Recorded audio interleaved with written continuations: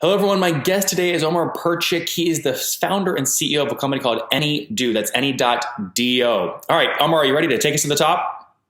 Sounds good. All right, tell us about the company. What do you guys do and how do you make money?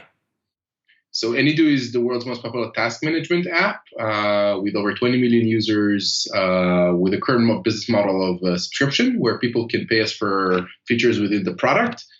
We have over 100,000 paying subscribers growing pretty rapidly. What's rapidly? Like, are you talking like 100% year over year growth or? More than that, more than 100% year over year. Okay, but I mean, like, wait, like 400% or between 102? We don't discuss these details, but I can say that it's more than 100%. Oh yeah, you can't come on the show and say you can't come on the show and say we're growing really really fast, and then when I say, well, what's the number, and go, I don't know. No, so I can say that like within the last 6 months, only the last 6 months we've grown like 150%. And then give us more of the backstory. So when did you launch the company? So we launched the company back in 2011 across initially Android, like late of 2011, then Android, then iOS, and web. We've grown to become the most popular one through the fact that we really focused on design early on. So everybody does well-designed product these days, but back in the day when we started, nobody did. I hear child labor in the background. Yeah, so it's in the far distance. I apologize. Like I closed myself in the room at the end of the house. I'm kidding. How many kiddos do you have? I have one kid. Sorry about that. That's very cool. That's great. So, okay, good. 2011 productivity tool. Walk me through if someone listening right now wants to use this. I mean, what will they pay you on average per month? So the subscription is like $35 a year. One of the unique things about our product is that it's very similar to the psychology of a gym. So a lot of people are willing to pay upfront for a subscription model because they're kind of like want to show commitment to the type of product that they'll be using. So vast majority of the conversion happens really early on within the product. And more recently, we just started doing paid acquisition. So until December of last year, we've never done any paid acquisition whatsoever. And in December, we started, and very, very quickly, we got to the point where customer acquisition cost is actually lower than day one ARPU. Meaning, just to be clear, they pay $35 for the year up front. You're saying your CAC is below 35, so you get paid back on a cash basis immediately. Yeah. Yeah. Within 1 day. Yeah. On a revenue recognition basis, obviously, it might be many months. Yeah. That's super healthy. Why did you wait so long to try paid? Because the business model that the company aims to aims to become over time is less premium subscription and more about completion of tasks. So the idea behind the company is not to really build a to-do list with subscription. It's to build a to-do list that does itself. Which requires heavy AI and humans that we've been for many, many years. And we've more recently started launching it for a small segment of users. And that's our future business model. But in order to pay the bills and in order to grow faster, we had to plug in a subscription business, and that worked very well for us. How do you say it's like task completion is your future business model? I mean, you could argue that you have no control over this. You don't know what tasks people are going to put in your system, and you don't know when they're going to complete them. No, so we've developed a personal assistant service within our product that basically does your tasks for you. So think about it as kind of like you write down a task. Let's just give an example. You write down a task to buy flowers for Stacy. Our system automatically detects it as something that we can help you with. We put a button next to the task. You tap on the task. It starts a conversational thread between you and an assistant that asks you for all the relevant questions. How much do you want to spend? When do you want to get it delivered? Where to? And stuff like that. You respond, and then within seconds, you'll get a bunch of suggestions of things that perfectly fit to what you're looking for. And we do anything from buying flowers, to booking up your next trip, to canceling your Verizon account, to planning, scheduling your appointment with a dentist. We do a very wide variety of things. And you will essentially be paying us essentially per transaction or with a subscription model. It will vary in the future. But that's kind of our long-term business model that we're looking for. So it's going to be, in a way, one side of the market will be kind of a marketplace like AdWords lead gen type of model, and the other side will be subscription based, which will have additional benefits for the users. Mm-hmm. Yeah, I mean, you gave two examples which make perfect sense with your model, but I mean, people putting their own tasks into your system. I mean, how do you codify that? I mean, there might be spelling errors. It might be something like send, employee offer letter to James. Years and years of NLP and AI. Yeah, but okay, give me that example though. My task is get offer letter to James before the end of the day on Friday. Yeah. So in this particular case, it's okay. One thing that you're asking, what you're saying is a task that we won't be able to do. So there is a large portion of tasks that we will never be able to either understand or do. However, for years, we've developed AI and machine learning to be able to detect tasks that we can do. Got it. And that portion is actually very, very high. So we can't really say the number, but it's a very high number. It's like decent tens of percentages. From within our data. I mean, can you say in the millions of tasks you feel like you can replicate? Okay. No. So I'm trying to think what's the best number I can give you. Tens of percents. It's over 20% of the tasks we're getting on a daily basis. Oh, I see. Are things we can actually complete. And every day we're getting over 1 million tasks coming in every new day. So there's 200,000 tasks that you think you can use with machine learning and AI solve. At least, at least. The 20% is the bare minimum. And you feel like it will be more efficient for me to have a conversation with your bot about where I want to send the flowers, what the handwritten note should say. Okay, but let me finish my question. Talking to your system versus just doing what I do today, which is I go Google, flower delivery in Denver, Colorado, send to my mom's address. Here's the handwritten letter. Why would I take the time to talk to your system more versus just going and executing the task? It would be far faster, right? You're sure it'll be faster. It's it's going to be faster. That we're going to learn you. Think about every executive that has an assistant that does all these things for them. You basically will spend a lot of time doing the Google research, signing up, checking in, finding the flowers, all of these things. In this case, you're basically offloading a lot of your work to someone else so you can focus on the things that you're best in.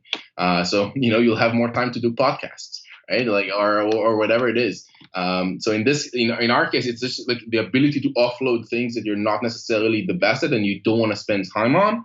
Yes, if you want, you can do them by yourself. That's, there's a portion of people that will never want to utilize a personal assistant. But we believe that Omar, sorry, my question is not a desire thing. It's just a time thing. You're sure that it will be quicker for me to do the task by talking to your human or bot than it would be for me to just execute it myself. Right. Yeah.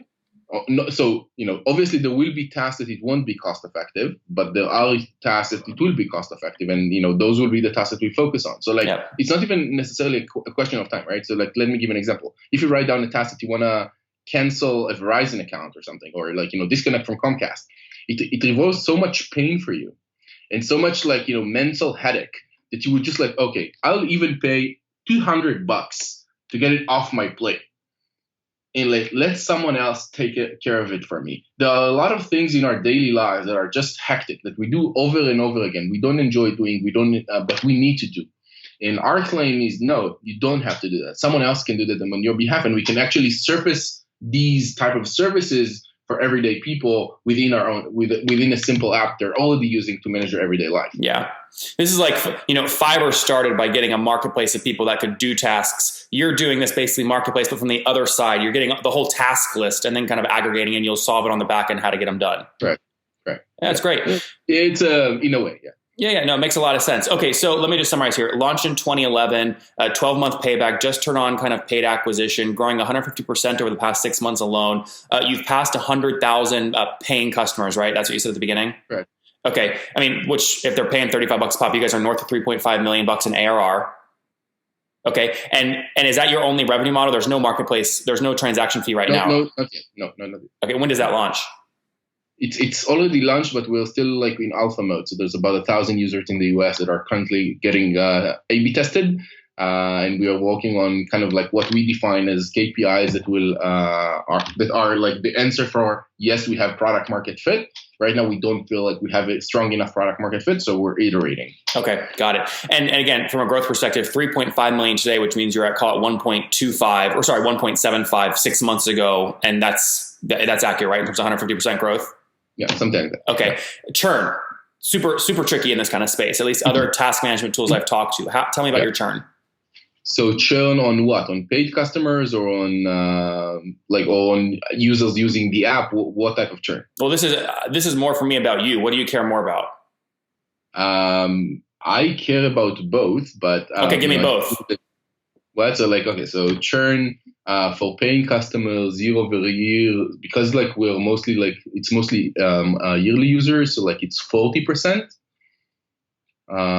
which is I think is okay. I don't know. So 40% is kind of gross logo churn per year. Yeah. So what do you mean? You kind of shrug off that and say, I don't know if that's good or bad. I don't have a lot of benchmark on that. I don't know whether it's a good number or a bad number, but that's the data that we have on a retention basis and stuff like that.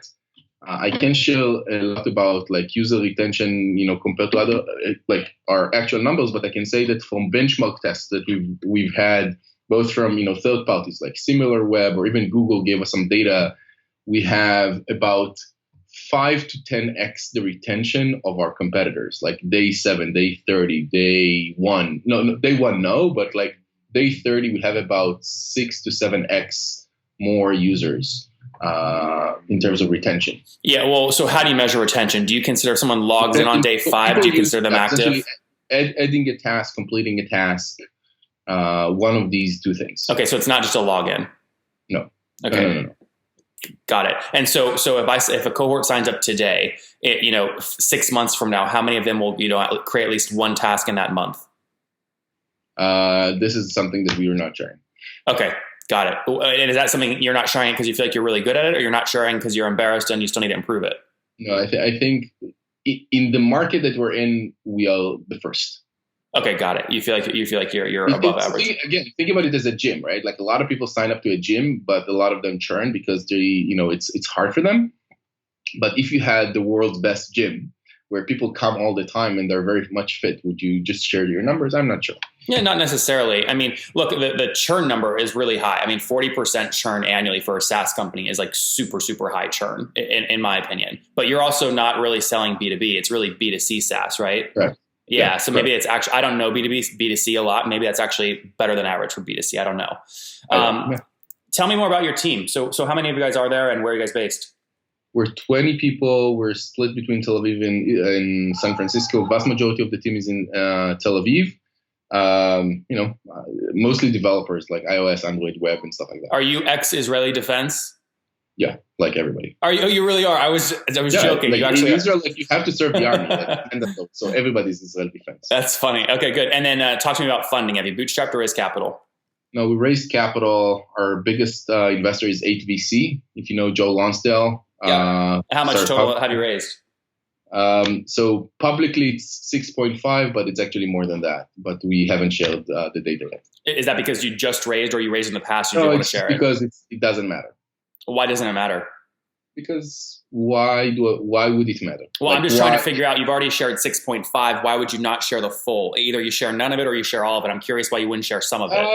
No, because the 6.5 is already public, and then we kind of made the decision that it's no longer important, and we're just not sharing from that point forward. Well, many people wouldn't share a bridge round if they had to do it because it's bad signal for the company. Did you guys do a bridge round? I just said that we're profitable, so it's not about bridge rounds. Oh, you guys are profitable at this point. Yeah. Great. So the last round that you did that was public was in what month?